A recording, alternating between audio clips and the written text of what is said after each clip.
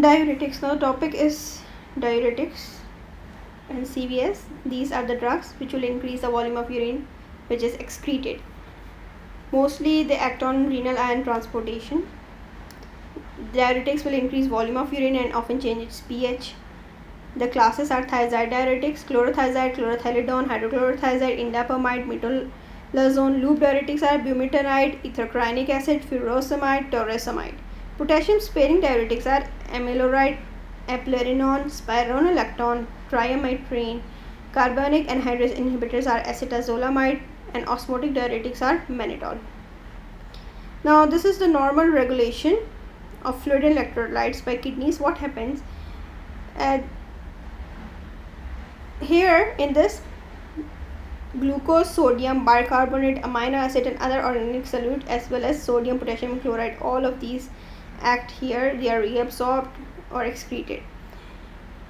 The 5 functional zones are proximal convoluted tubule, descending loop of Henle, ascending loop of Henle, distal convoluted tubule and the collecting duct.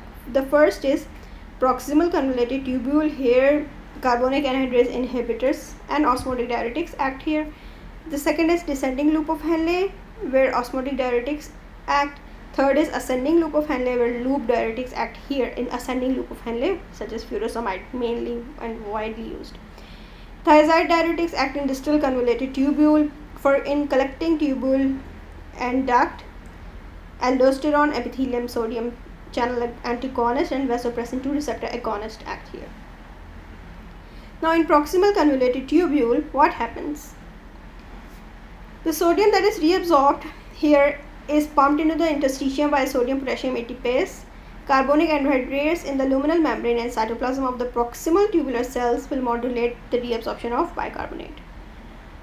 Now this higher percentage of sodium is reabsorbed here. Diuretics working in this proximal convoluted tubule will display a weak diuretic property. You can see here, this is the proximal convoluted tubule, this is interstitium blood, it will be reabsorbed here, and this is urine, it will pass out here.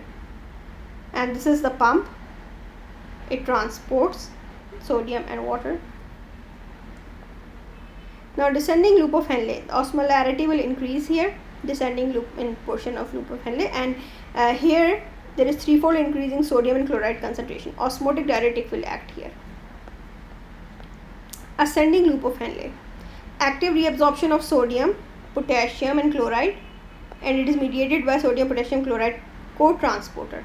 Magnesium and calcium are reabsorbed via the paracellular pathway, and major site of salt absorption in no segment, and sodium and water reabsorption. Drugs are loop diuretics which act here. You can see what happens here. This is urine, these are excreted by sodium, potassium and chloride are excreted by this transporter, and interstitium blood, they are reabsorbed. These are reabsorbed and transported, and furosemide such as loop diuretics will act here. Then distal convoluted tubule, sodium and chloride transportation. Chloride and sodium are reabsorbed. These are the target for thiazide diuretics. Calcium reabsorption under the regulation of parathyroid hormone is mediated by apical channel, then reabsorbed by sodium calcium exchanger.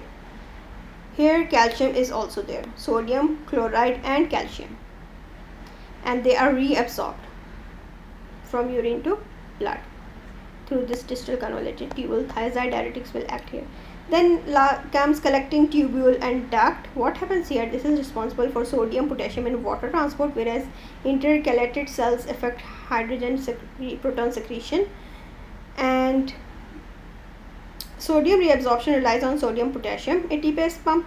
Aldosterone receptors, the principal cell influence sodium reabsorption and potassium secretion. Aldosterone increases the sodium potassium ATPase pump to increase sodium reabsorption and potassium excretion. Antidiuretic hormone vasopressin binds to V2 receptors to promote reabsorption of water and aquaporin channels through aquaporin channels. You can see here, this is excreted sodium and potassium.